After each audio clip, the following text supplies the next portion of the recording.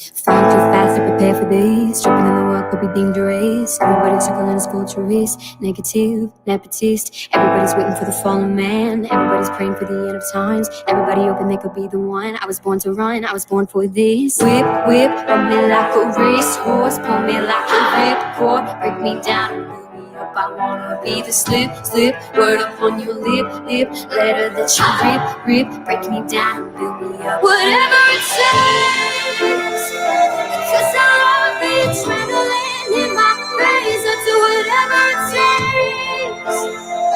Cause I love how it feels when I break the chains. Whatever it takes. Yeah, secrets on its own. I'm ready for whatever it takes. Cause I love the adrenaline in my veins. I do what it takes. I feel being typical. Looking at my body feeling miserable. Always hanging on to the visual. I wanna be invisible. Looking at my ears like a martyrdom. Everybody needs to be a part of them. Never be enough on the prodigal son. I was born to run. I was born for this. Whip, whip, pull me like a racehorse. Pull me like a ripcord. Break me down and build me up. I wanna be the slip, slip. Word up on your lip, lip. Never that you rip, rip. Break me down and build me up. Whatever it takes. Cause I love the adrenaline in my veins. I do whatever it takes. Cause I love how it feels when I break the chains. Whatever it takes. Yeah, secrets are told. I'm ready for whatever it takes. Cause I love the adrenaline in my veins. I do what it takes. Go egotistical, don't wanna be the parenthetical, hypothetical.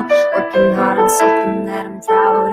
Out of the box and epoxy to the world and the vision of us. I'm in the apostrophe. I'm just a symbol to remind you that there's more to see. I'm just a product of the system with catastrophe. And yeah, I'm masterpiece. And yet I'm half diseased. And when I am deceased, at least I'll go to the grave and die happily. And leave the body and the soul to be a part of thee. I do what it takes, whatever it takes. Cause I love the adrenaline in my veins. I do whatever it takes. Cause I love how it feels when I break the chains. Whatever it takes. Yeah, secrets in the dark. Oh, whatever it takes. Cause I love the adrenaline in my veins. I do what it takes. All right. Hopefully this works better. I had to shift platforms and do a whole bunch of stuff. So let's start this again.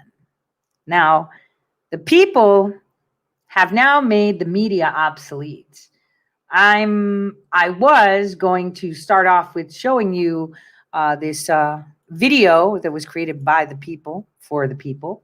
But I thought it would be interesting if we went to a report this morning by The Hill, commenting on what, the New York Times is doing. Now, they didn't mention me, but we all know it was just a targeted hit piece. I mean, what was it that they said? Well, if WAPO and the New York Times don't go after you, then you're not really important. Well, here they are going after us, and I wanted you to see it because we are the news, and this is a problem for the New York Times. Take a listen. Good morning, everybody. Happy Friday. We have an amazing show for everybody today. What do we have, Crystal? Indeed, we do. We got some jam-packed panels. Jennifer Holsworth-Karp, Rachel Bovard, Colin Rohero, Marshall Kosloff. We've also got Zed Jelani on talking about the Washington Post's choice of fact-checking. We've got David Sirota on with his latest breaking news piece. But first, I wanted to take a look at the New York Times has found yet another platform that they apparently find evil or problematic or whatever. We can throw this up on the screen. This time, they're going after Twitch. So you'll recall they've already, sort of gone after Substack. They've gone after podcasts writ large, just like podcasts. Yes. So now here's the piece. Extremists find a financial lifeline on Twitch. The subhead, QAnon adherents and other far-right influences are making thousands of dollars broadcasting election and vaccine conspiracy theories on the streaming site. Sounds really bad, Sagar. And then you dig into the details of this piece. They identified 20 channels, 20 out of 7 million people who stream on Twitch that they found who would, hype vaccine conspiracies or QAnon or stop the steal nonsense. Then the premise of the piece is like, oh, this is some big financial lifeline and they're getting rich off of this, et cetera, et cetera. Wait, someone in the chat said we should go to DLive. Actually, DLive has considered me too dangerous to have lemons or anything. So I'm getting rid of them. They work for another group of persons. Well, you can do the math on that one. But I just wanted to point that out. Person who made the most money that they identified made $25,000. Oh, wow. Everybody else living wage. $5,000 that they had made off of Twitch. And so again, you're taking, look, I don't love these people, and I certainly don't like what they're saying if it's true about, they're pushing vaccine propaganda, lies, conspiracy theories, et cetera. Like, none of that is a good thing. But they tried to take this handful of channels and totally dismiss an entire platform, which, by the way, if your thing is censorship, Twitch has been more aggressive about enforcing terms of service than almost any other platform. They were the first ones to kick Donald Trump off long before Twitter and the others followed suit.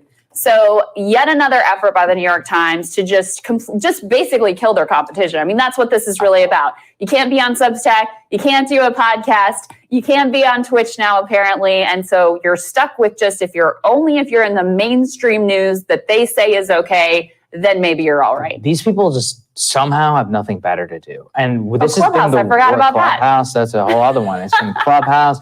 It's been, remember, Signal messaging. That actually is the one that scared the shit out of me. It's when they were like, encryption protocols and Signal are where misinformation is being pushed now. I'm like, oh, so that people's private messages, which is encrypted, now that is all in the battle space. Now it's Twitch. Basically, they'll hunt you down if you're saying something they don't like. And like you said, I don't like the people pushing vaccine misinformation or election misinformation or any of this other stuff. I think it's bad. But that doesn't mean that $5,000? Come on. Like, these people, it's not like they're making millions and millions. And even if they were, who is it to the Times to say who gets to be a millionaire and who doesn't in terms of pushing stuff? If they get to make more money by pushing lies during the 2016, they made hundreds of millions from their stock price and from the increase of their subscription of what they did in the Trump era. That doesn't mean they don't also sometimes do good journalism, but it's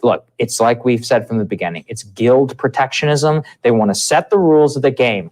Anywhere there is Substack, YouTube, Signal messaging, etc., they get to decide if it's good or if it's bad. And if there's wrong thing happening on it, then the CEOs of this company better listen, or they're going to get a hit piece in the New York Times, which will drop their stock price, drop their valuation, have their board directors get upset. That's how they can cause a problem for you. And meanwhile, their misinformation, there's never any consequence for that. That doesn't mean that they should be banned or the New York Times taken down from the website or even those reporters fired. I mean, that's usually the way that you get your next sweet gig is by towing whatever their particular brand of conspiracy theorizing is. Look, this is the easiest story in the world to write for these people too, because every single platform that exists out there, there are going to be things that are said on it that are a problem. Everyone. I mean, it's never going to happen that you have a platform that is 100% conspiracy theory free, that's 100% accurate info. I mean, that's a fantasy. That's a utopia. So they just seem like they're systematically going through one after another, anything that's remotely a competitor to them, finding something that they don't like, turning it into a big story. And here, the numbers alone, they're just kind of pathetic. Even they'll say they're streaming to hundreds or even thousands of people. Thousands of people out of a country of 330 million, and you're giving them more attention right now in your New York Times piece than they ever had on Twitch. You're exactly right.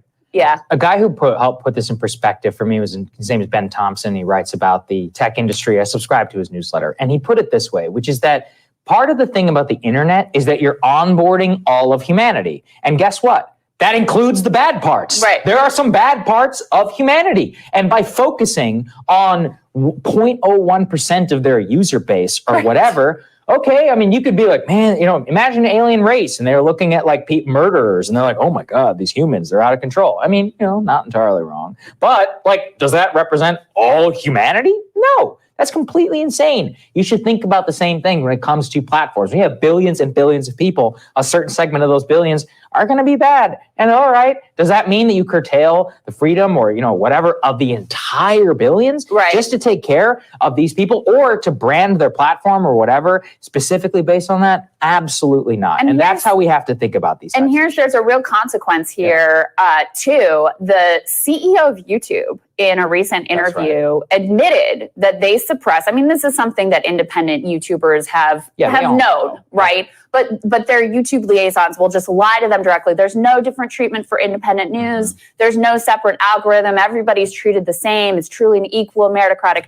Total bullshit. And the CEO of YouTube admitted it. Yeah. Basically, they've decided specifically in news and politics, because of pressure from people like the New York Times, that they're going to funnel you overwhelmingly into the same old crap you get on cable news. It's going to be NBC. It's going to be MSNBC. It's going to be CNN. If you're conservative, it's going to be Fox News.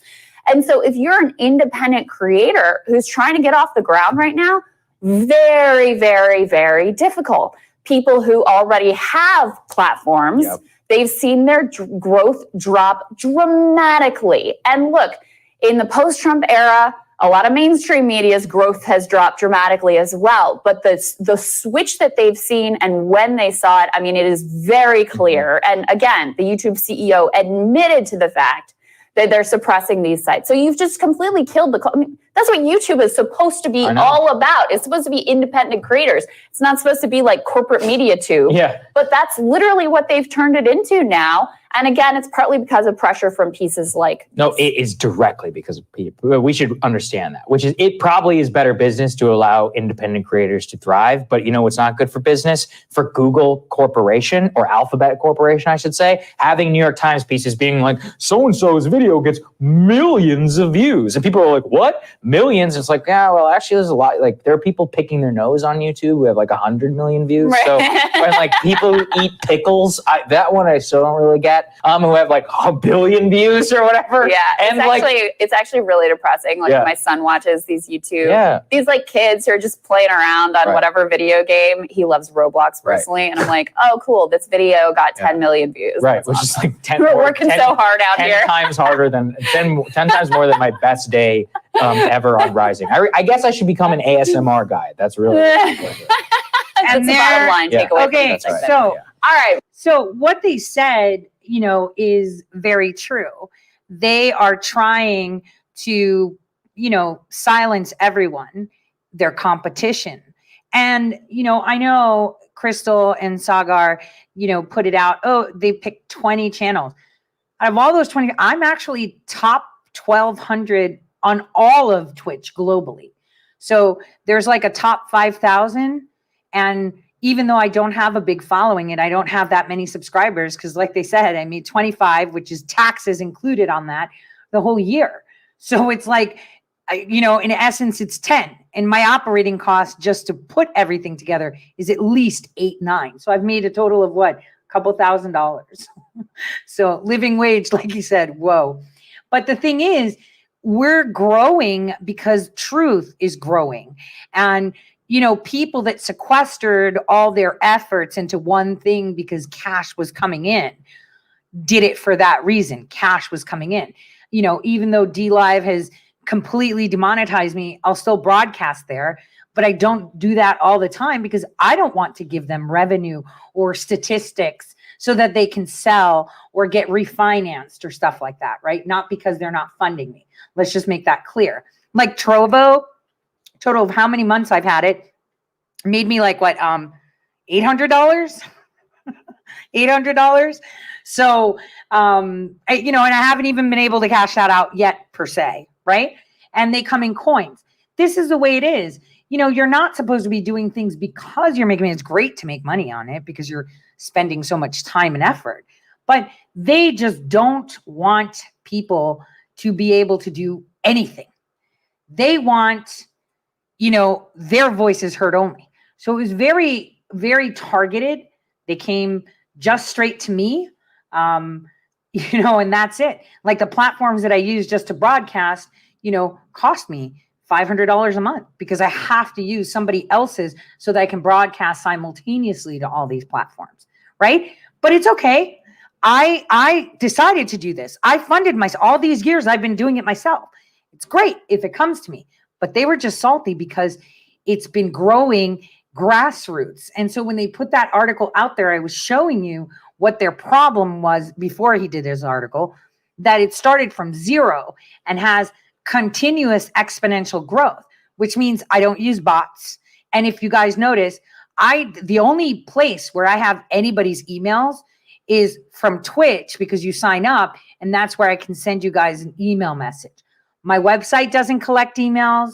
I don't collect emails. If I'm deplatformed, you're going to have to go looking for me, but I make it easy. I'm everywhere. And for those that use Freenet and Tor and, through the undernet, you guys get to see it too, right? So for those of you in other countries that can't access things, because in these socialist nations, they are scared of everything. So shout out to my subscribers on Subscribestar because they're like my lifeline. And I know a lot of people don't have $5 to give. I've been in that position where I'm like asking in my life, I have been in the position where I'm like, wish I had $5. But whatever you guys do for me, I appreciate you 100%. But I wanted you to see just how effective you are. You're the effective one. I'm simply a vessel. I've just been doing this for a while because you needed to hear your voice. And this is what I wanted to show you. You guys created this. This is so awesome. I can't wait for May Day. Take a listen and a watch.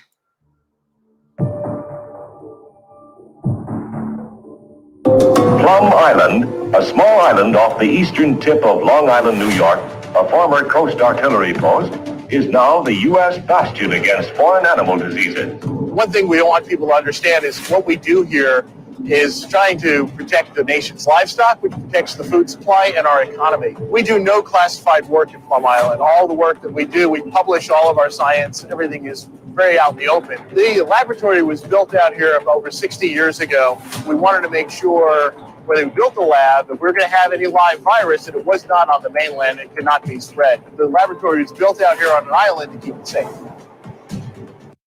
Hold on, you heard that from the Department of Homeland Security. Because they were experimenting on animal viruses, they built it on an island so it can be away from animals.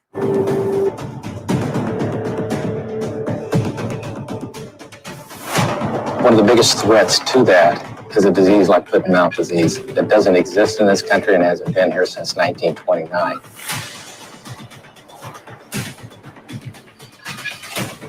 America needs Plum Island because what we do is make sure that foreign animal diseases that don't exist in livestock in this country are controlled. So if you have a disease like foot and mouth disease, which the last outbreak in this country was 1929, what's the improvements of 100 years? So bringing that back is going to be very difficult.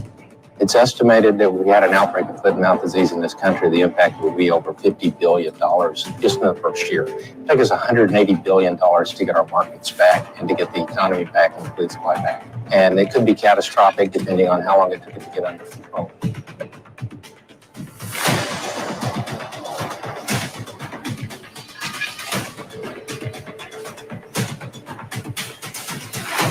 After a fight that spanned more than a decade, Plum Island on Suffolk County will not be sold. A federal budget released last week repealed the auction of the island. Back in 2008, Congress created a federal law to mandate the sale to the highest bidder. The local lawmakers and environmentalists fought it and won. They argued to preserve it as a world-renowned research facility, historical site, and conservation area. So we talked about this new level 4 lab, which, as you understand, has pathogens that have no cures and no vaccines and are being developed. Here was a very good investigative piece. I think I just put part 1. There's a part 2, where the people of New York were being questioned if they're okay with it becoming from a level 3 to a level 4. Level 3 means we're dealing only with animal diseases, right? And remember, this is an island near New York. It's like in the middle between like Boston, Connecticut, New York, right? Highly densely populated areas. But they were like, listen, man, I'm fine with the whole animal viruses, right? But when you're going to add people viruses, you can't put it near the population. You got to take it to another island, somewhere far, far away from people and animals. He's like, it's like this lab with the animals. You're not going to stick it in the middle of America with cows. They literally say that. But guess what? Some people have this fascinating idea that they're going to stick an animal bioresearch lab that also has human pathogens. It's a level 4 like Wuhan. It's crazy, right? That they're going to move it there, but they concealed information. And the reason that they concealed information is because then the people of Kansas would say no. And the question is, did you guys in Kansas actually vote for it? And if it has been voted, can you go to your legislators and tell them to take a look again and they need to shut this down? They need to stop right now. They need to shut it down and abandon ship. Done. I'll tell you why. The fact that they, in the COVID-19 omnibus bill that President Trump signed in 2020, snuck in a clause disallowing the sale of Plum Island, because to sell the island, someone buys it. And if someone buys it and they find toxic chemicals, three-eyed frogs, because that shows up in New York, right? Or deformed seals, or vegetation dead, or dyes of radiation, then people will know that these facilities are not safe. But it's very important for you to understand that there was information about Plum Island where that level 3 facility was in, that they have concealed from the public, that indicated the dangers and indicated the damage to soil and water. But for some reason, they're calling it an environmental freaking sanctuary. Why? Well, when this deal was made that they were going to make it a level 4 or move it, right? They were like, okay, we'll move it if we have money for it, right? That was the idea. If we have money for it, we're going to move it. So they're like, I know how we can have money. We're going to sell it. We're going to do a private sale, and that money will fund the moving of this facility to another location.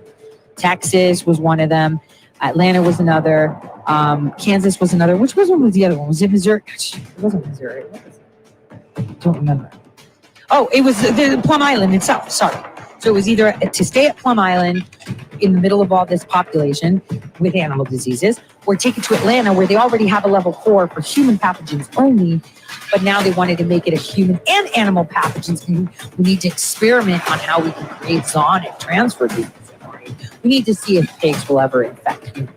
Dr. Ronald Atlas chaired a committee evaluating risk at NBAF and spoke to reporters when the review came out. The probability of an infection resulting from a laboratory release of foot-and-mouth disease from the NBAF in Manhattan, Kansas, approaches 70% over 50 years of operation, with a projected economic impact of $9 to $50 billion.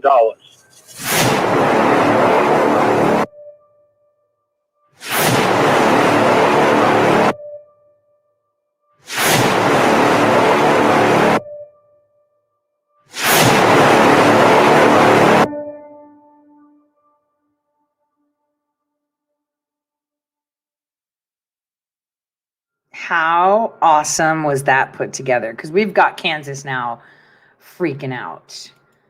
We've got Kansas freaking out, and May Day is up. May Day is up, and it's coming. So May Day is the day that the media decides that the people are in control. Now, I wanted to talk today about propaganda. I mean, I wanted to kind of give you a little bit of a heads up of things that interest us first. For example, the guy that was sitting on Pelosi's desk, he's out of jail, and he gave an interview. I also wanted to play Rudy's interview, which was very interesting.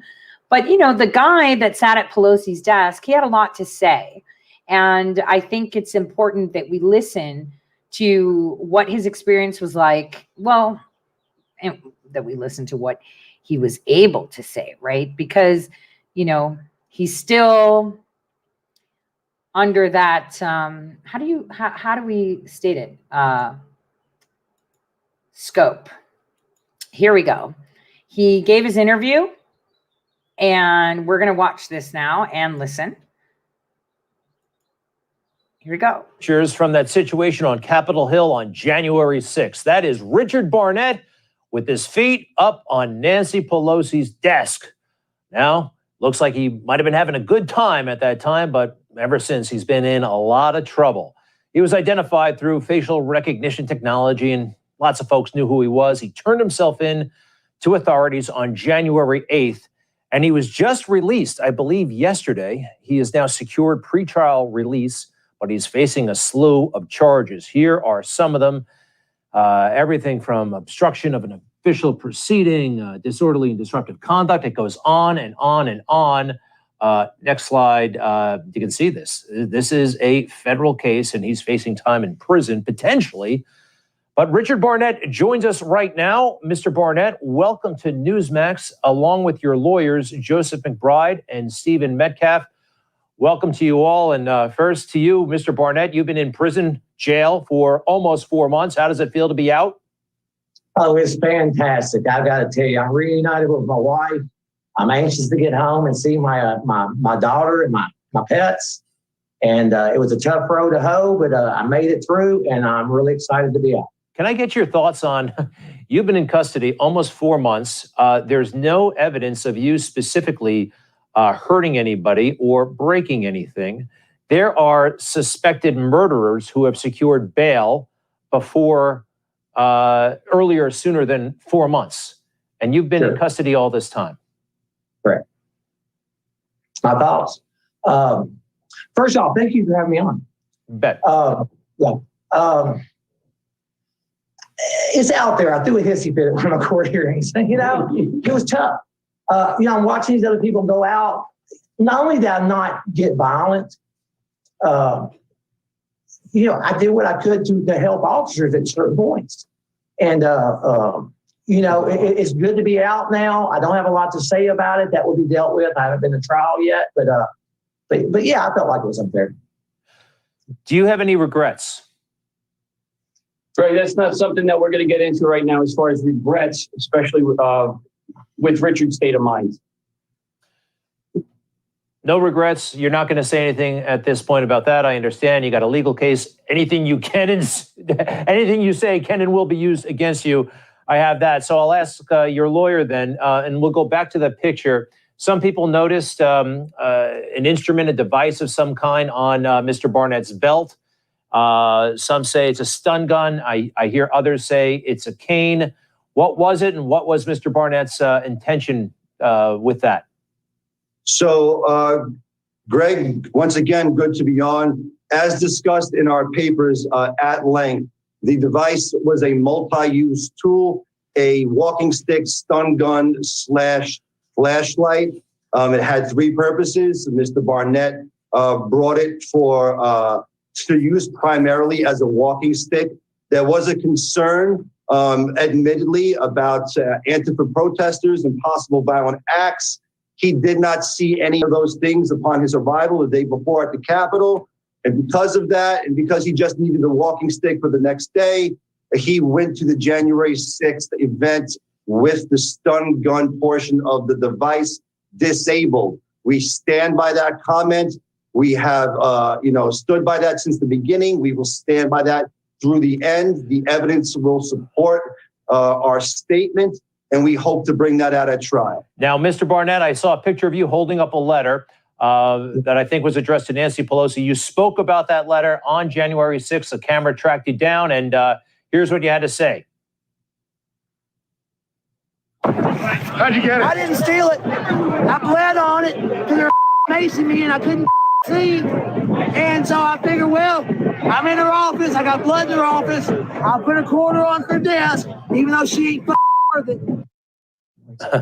I understand you did not open that letter and you turned it in when you turned yourself in on January 8th. What's up with the blood? You mentioned blood from your. What happened to you? Yeah, this is okay. I want people to know. When I was at the Capitol, I didn't go there to storm the Capitol. We were walking back from the Washington Monument and from the peaceful protest. And I was with a couple of gentlemen that I knew. And we were going back to our cars to go home. And we got separated because of the melee that was going on. I walked to the top of those steps because we had a code that if we got lost, wave the flag and we'll find each other. At that point, I was a crowd rushed me. I was knocked into the building. I fell and was trampled, and I cut myself. And we're going to leave that there for obvious reasons, Stephen. Okay, fair enough. Gentlemen, we have a few more things to get through, and I appreciate that you have both of your attorneys with you. You left a note, Richard, for Nancy Pelosi, and we actually have it, and I know that this has been submitted and reviewed by the authorities. Hey, Nancy, Big O was here, and I know, Richard, that's your nickname. And then it's signed, or Big O was here. There are two interpretations of the next word. It could be biatch or B-I-T-C-H. Which is it, and what is the significance of that, please? This comment and the interpretation of this has been interpreted completely differently than how it should and how our papers laid it out. The government used this as an exhibit and as their first focal point in trying to show that Richard was dangerous. We simply pointed out, as Joseph and I do in our cases, we pointed out that there was a misrepresentation on how that was specifically quoted. And we are going to continue to do that throughout the entire course of this case, no matter how minute that point is. Okay, and I understand. The government said, I'm just going to say the word bitch, that he wrote bitch, B-I-T-C-H, and he actually wrote biatch, which would be less inflammatory, perhaps a little bit nicer, more slang, not as vulgar. And that's interesting. Some people are laughing at it. I think it's a valid point. I want to go to you, sir. Richard, if I can get your response. I'm sorry, if I want your response on this, and if your lawyers want to jump in. But as you know, Donald Trump issued several pardons to people, many pardons, actually. Did you ask for a pardon, and did you feel that you were entitled to a pardon? Okay. First off, I have all the respect in the world for President Trump. I think he's a great man. I believe in him. At this point, I don't have any ill will towards him. I did not ask for a pardon. However, I do have questions. So, President Trump, if you get a chance, I'd love to talk to you. Give my attorneys a call. Now, some people who are in your boat, and there are still people in jail right now who haven't been released, who were arrested even before you, who are still in custody. Do you think Donald Trump, some of them are saying Donald Trump told us to go to the Capitol, that he told us to do this. Are you saying that? Greg, at this time, the statements have been clear and on camera. Donald Trump did say, hey, let's go down to the Capitol. We'll come with you. And no, we are not saying, and it's not our position, that Donald Trump said invade the Capitol or do any harmful things or to the Capitol or the property. So that is not a position that we're going to be setting forth. By the way, I just want to make clear, Mr. Barnett, I have a lot of sympathy for you and what you've gone through. I don't think you should have been kept in custody. You may have made some mistakes that day, and we'll see what happens. But I think it's ridiculous that you were in custody for as long as you were. And I'm glad to see you're finally out. You're going to go back to Arkansas now. What's left? Is it true that your employer terminated you, fired you? I'm an independent contractor. I did have a contract with them. That contract has been terminated, but I also have another business I'm very passionate about, so I'm doing fine. I'm very excited about getting home and seeing my daughter, my pets. Look, I'm an everyday guy just like the rest of you. You know, there's been a lot said about me here by people that don't even know me making accusations. But I'm excited to go home. We'll hopefully continue this conversation later. And Greg, thank you so much for giving me a chance to be on your program and talk to you. You bet, sir. Thank you, gentlemen. Take care now, and I'll be right back. So I'm just going to leave that as it is without saying anything to it. You guys heard the magic word. contractor. Just trying to say that. Because I think we can use that Bergie voice. Oh, Tor. We're all contractors, the ones that got in. Just saying. It's kind of like, I actually use this. So, fun story. Someone had sent me some chocolates in the mail. And Phoebe really liked those chocolates. And so there was one of those chocolates left. And she was like, Mom, where's the chocolate? I'm like, oh, funny story. So I was walking through the kitchen. The box was there. The cat pushed me into the kitchen. And then the chocolate fell in my mouth. That's all I have to say on that one, if you catch my drift. So now let's go and see what Rudy Giuliani had to say after the FBI raid. Don't worry. I know it's Easter for me. It's Holy Friday today. Tomorrow, there's midnight mass for the resurrection. My daughter is en route to come here so we can spend Easter together. Monday, I'm going to have a massive show with Millie with me and Gavin. We're going to do a show together on Monday from Millie's studio. It's going to be pretty interessante. But I will get those out. I will get them out for Rudy regardless. They didn't take the laptop, but I'm pretty sure they got everything else. That's coming. That's coming. So let's take a look at this interview with Tucker. It was actually quite fascinating. Giuliani just learned that lesson the hard way yesterday when federal agents raided his home and took his files. By our count, Rudy Giuliani is at least the third attorney to have his personal communications with former President Donald Trump seized by the Justice Department. Sense a theme here? Rudy Giuliani joins us to tell us what happened. Mr. Mayor, thanks so much for coming on. Now, if you'd been reading the Twitter feed of the Lincoln Project, the Democratic hacks who got Joe Biden elected, you would have known that federal agents were about to raid your home. They knew before you did, but apparently you weren't. Tell us what happened yesterday. Well, about 6 o'clock in the morning, there was a big bang, bang, bang on the door. And outside were seven FBI agents with a warrant for electronics. And I looked at the warrant and I said, this is extraordinary because I've offered to give these to the government and talk it over with the government for 2 years. I don't know why they have to do this. The agents seemed somewhat apologetic, I might say. They were very, very professional and very gentlemanly. The only time they got perturbed is at the end of the search when they had taken about, I'd say, 7 or 8 electronic items of mine, which is what they took, and 2 of someone else's. They weren't taking the 3 hard drives, which of course are electronic devices. They just mimic the computer. I said, well, don't you want these? And they said, what are they? I said, those are Hunter Biden's hard drives. And they said, no. I said, are you sure you don't want them? I mean, the warrant required them to take it. And they said, no. And one last time I said, don't you think you should take it and they said, no. Now, Hunter Biden's hard drives fall within the scope of the subpoena. The subpoena required them to take all electronics, but they decided to leave that behind.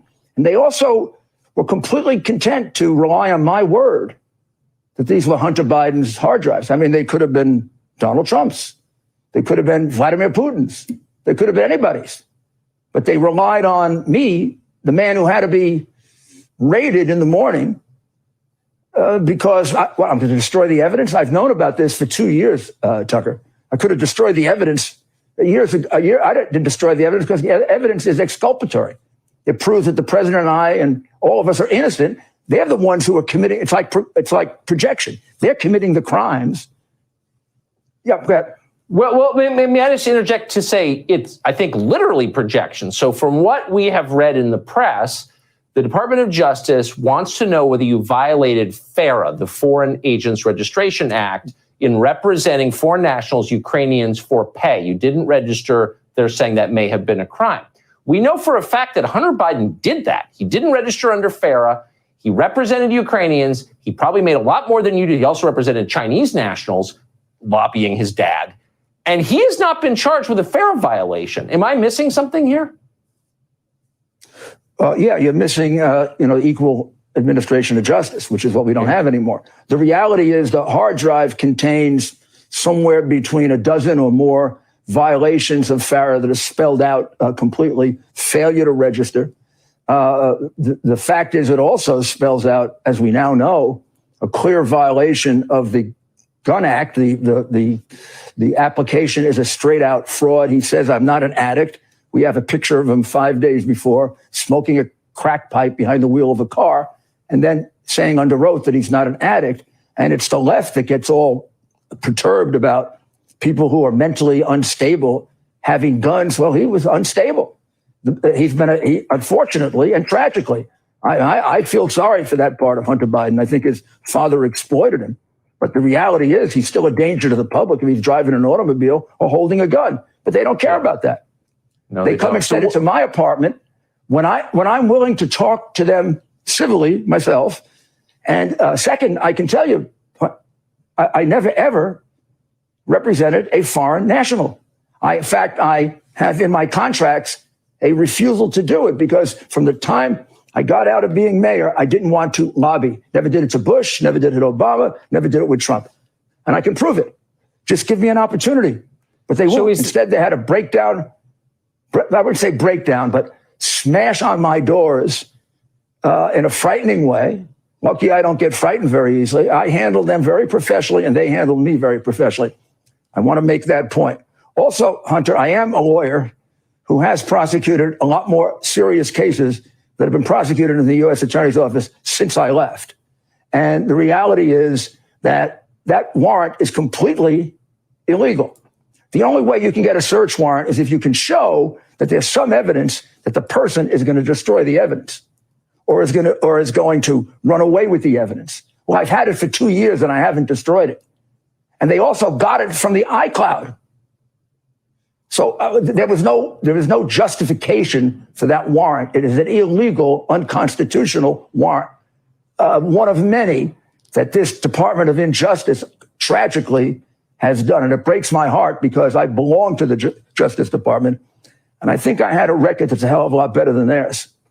Joe Biden said he didn't know, the Lincoln Project knew, the guys who covered up child molestation, but Joe Biden says he didn't know that this raid was coming. Do you take that at face value? Maybe he doesn't remember. I'm not sure if he can retain anything for more than about, the time it takes to read it. But in any event, who cares if he knew or not? And the reality is how the Lincoln Project knowing means that they have a serious leak in a very important investigation. We have been warning them of that for 2 years. My lawyer, Bob Costello, has written to them 4 times to plug up the leaks. They've done nothing to do that. So just to frame this, may I interrupt you? I should have done this at the outset. I just want to make absolutely certain that we understand, our viewers understand what it is the Justice Department says they're investigating. We've read it's a FARA violation. Is there something else? What have they said to you about what they're looking into?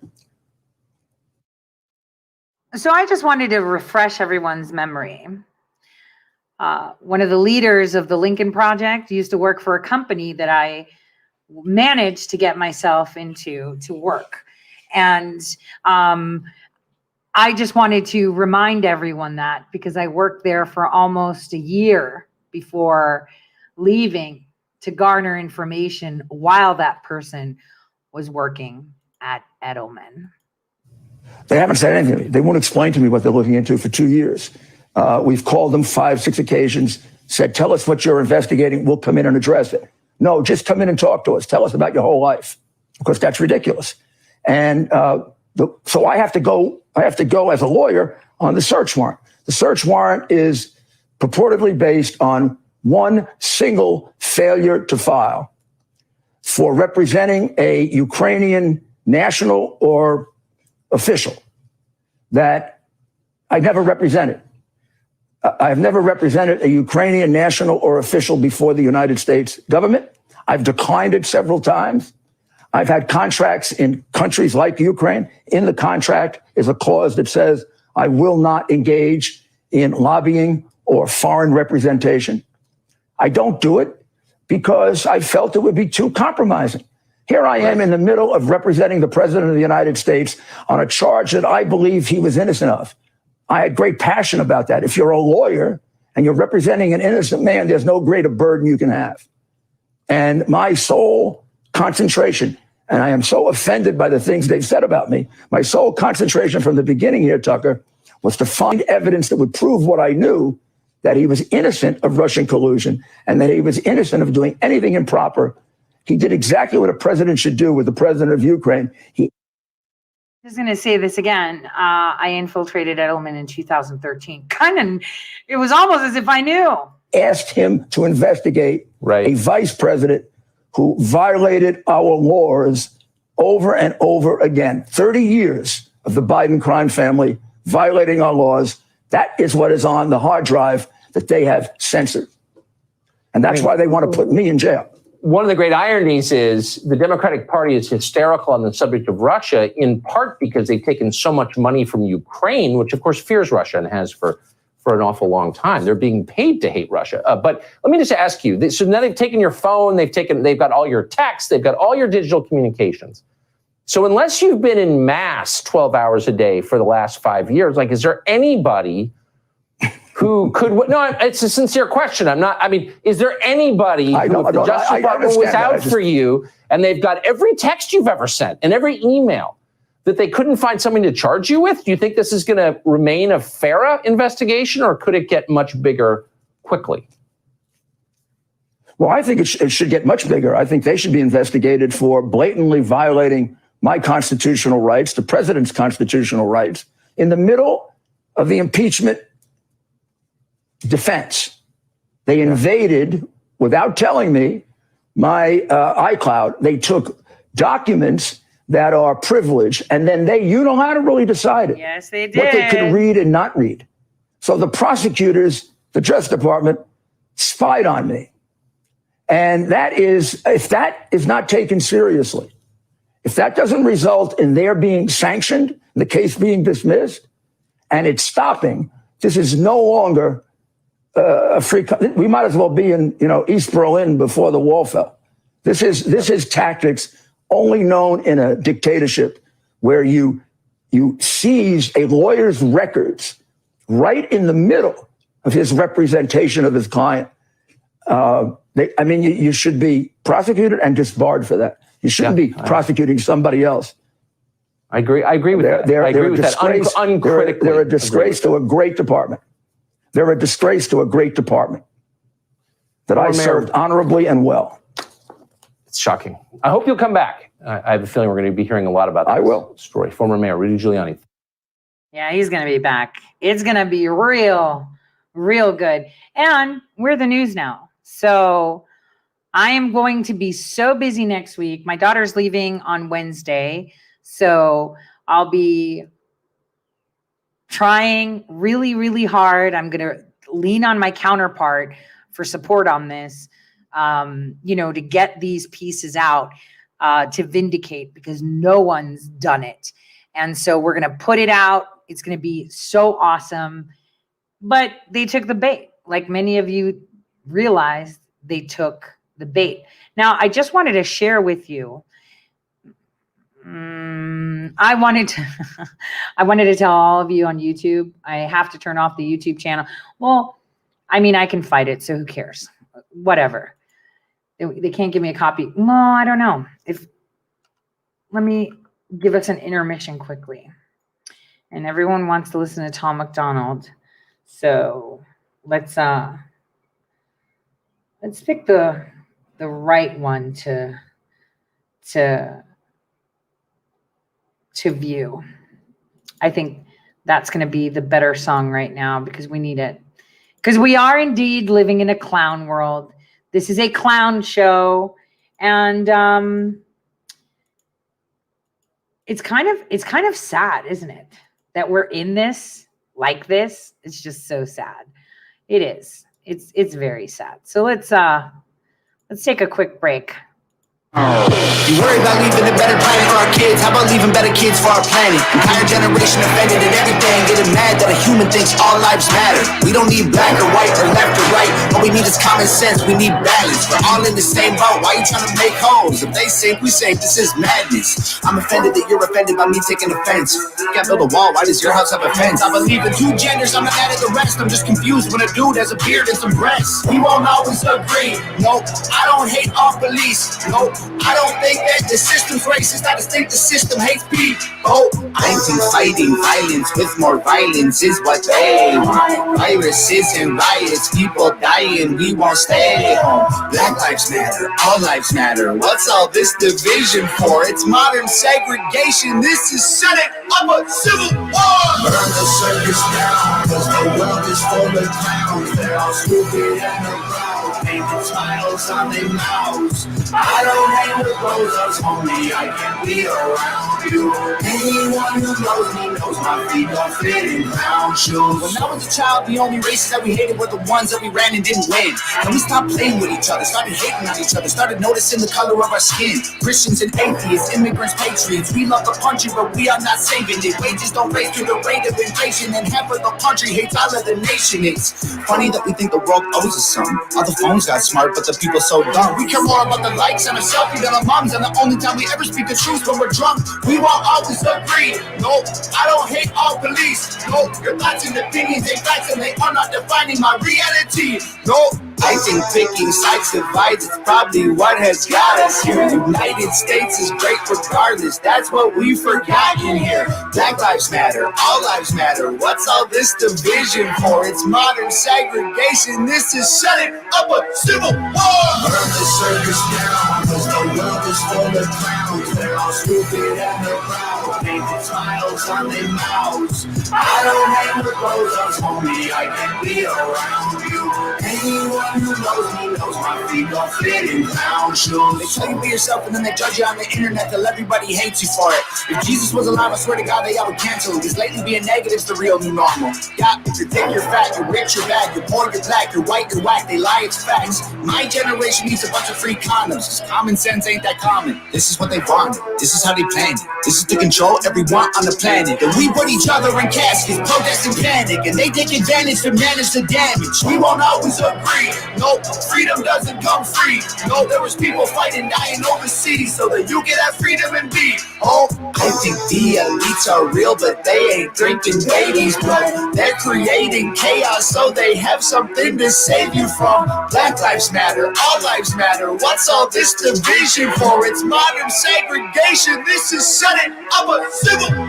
Burn the circus down, cause the world is full of clowns. They're all stupid and they're proud, painted smiles on their mouths. I don't hang with clothes, homie, I can't be around you. Anyone who knows me knows my feet don't fit in clown shoes. I mean, I didn't even get coffee. I just grabbed a Coke because I wanted to watch the video. All right, so we're going to shift gears a little bit because we need to educate ourselves on propaganda. Propaganda is a big deal, okay? Everything that is happening has happened before. And I don't think people understand just how history repeats itself.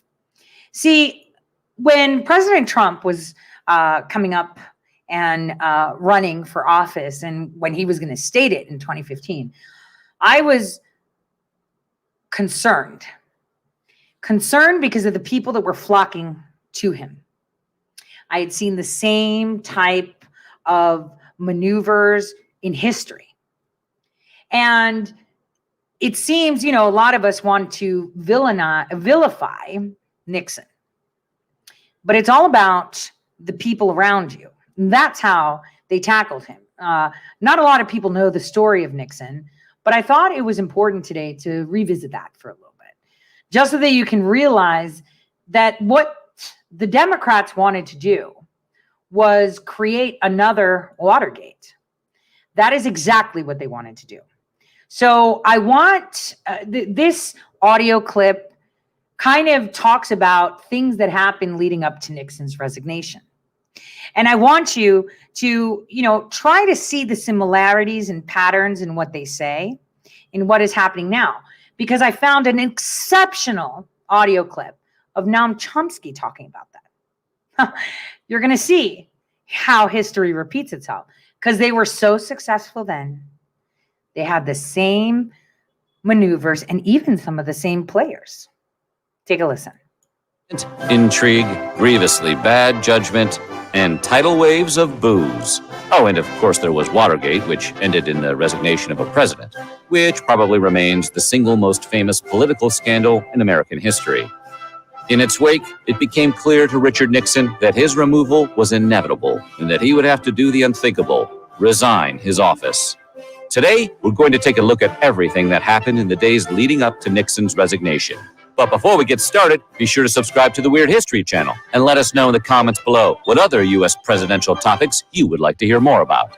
Okay, my fellow Americans, this video is not a crook.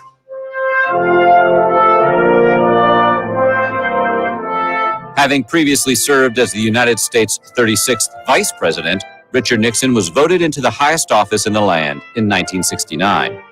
He was a Republican who had formerly been a representative and later senator from California. First elected to serve in the federal government in 1946, Nixon developed a staunch anti-communist reputation and only narrowly lost the 1960 presidential election to John F. Kennedy. During his presidency, Nixon ended the war in Vietnam, opened diplomatic relations with China, and established the Environmental Protection Agency. However, his presidency would come to be defined on June 17, 1972, when 5 men were caught breaking into the Democratic Party headquarters at the Watergate Hotel in Washington, D.C. A series of articles written for the Washington Post by Bob Woodward and Carl Bernstein linked the men to the president's re-election committee, and from there, the scandal grew. In 1973, Watergate Special Counsel Archibald Cox subpoenaed the secret tapes Nixon made of his Oval Office meetings. And long story short, an 18-minute gap in the recordings came to light. Though it didn't prove anything, it made many suspicious that Nixon had personally known about the cover-up. In November of 1973, Nixon gave an interview on television in which he famously said, "People have got to know whether their president is a crook. Well, I'm not a crook." Despite his fighting spirit, however, his allies increasingly abandoned him, and the evidence against him mounted.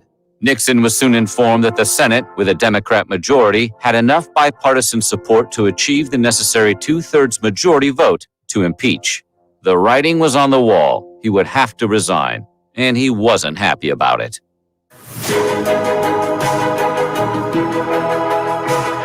Getting drunk and blasting a movie soundtrack is something your college roommate Tad might do on a Saturday night, but it was also one of Richard Nixon's pastimes. Nixon loved to get soused and listen to the score from Victory at Sea, a 26-part documentary about World War II naval combat that was made in the 1950s. Don't judge Nixon, or Tad, too harshly. Nixon was far from being alone in his love of this particular series soundtrack. The music, which had been recorded by the NBC Symphony Orchestra, was critically acclaimed, as was the entire run of the show it came from. If you're wondering what Nixon's second favorite thing to listen to was, take it from us. It's tough to dance to. Because when Nixon wasn't inebriated and listening to Victory at Sea, he was usually busy listening to tapes of himself. Tricky Dick was known to replay the tapes recorded in the Oval Office on endless repeat, especially the parts that were being used as evidence against him as his presidency was crumbling.